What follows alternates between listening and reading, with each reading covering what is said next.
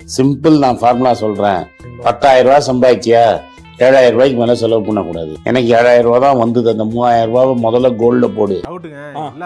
ரூபால திரும்பி ஏன் 5,200 தாண்டிடுச்சுன்னா, dollar value நம்மளது குறைஞ்சதுனால, ரூபாய் 83 கிட்ட போனதுனால தங்கம் விலை ஏறிடுச்சு. ரெசெஷனுக்கும் இதுக்கும் சம்மந்தமே கிடையாது. ரெசெஷன் வந்தால் கோல்டு இன்னும் ஏறும், இன்னும் ரேப்பிடாக ஏறும். ஏன்னா இன்ட்ரெஸ்ட் ரேட் ஏறதை நிறுத்தி இதை இன்ட்ரெஸ்ட் ரேட் கட் பண்ணுவாங்க.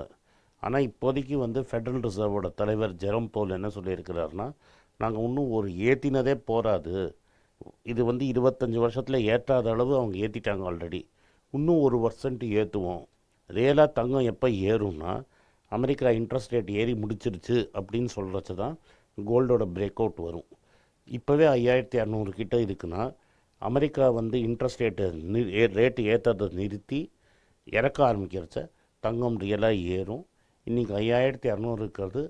இது எல்லோரும் இப்போவே நடந்துருங்கிறாங்க. என்னோடய கணக்குப்படி ஜூலை மாதத்துக்கு மேலே தான் நடக்கும்.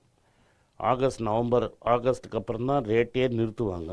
எவ்வளோ வரைக்கும் அதிகரிக்கும்னு நினைக்கிறீங்க சார்? மினிமம் 1,000 ரூபா. அடுத்த வருஷம் இந்த சமயத்தில் பேசுகிறச்ச நான் எதிர்பார்க்குறது 6,000 6,200 தங்கம் இருக்கும்னு நான் எதிர்பார்க்குறேன் சார். இப்போ ஏறினது ஃபுல் அண்ட் ஃபுல் ருப்பினால தான். எவ்வளோ சேர்த்து வச்சுருக்கிறேன் நீ இது வரைக்கும் காசு? 21 வயசில் சேவிங்ஸ் இல்லைன்னா லைஃபே வேஸ்ட் இல்லை.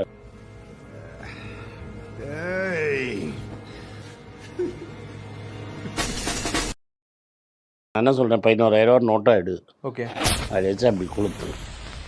இல்லை அப்படி கொளுத்துறதுக்கும் நம்ம வெடியாக வாங்கி வெடிக்கிறதுக்கும் ஒரு அதானே, அந்த அப்படி வச்சு அதை அப்படி கொளுத்தி வேடிக்கை பார்க்க வேண்டியதானே. ஃபுல்லாக அண்ணந்திரையில் கட்டிட்டியா? இல்லை அண்ணா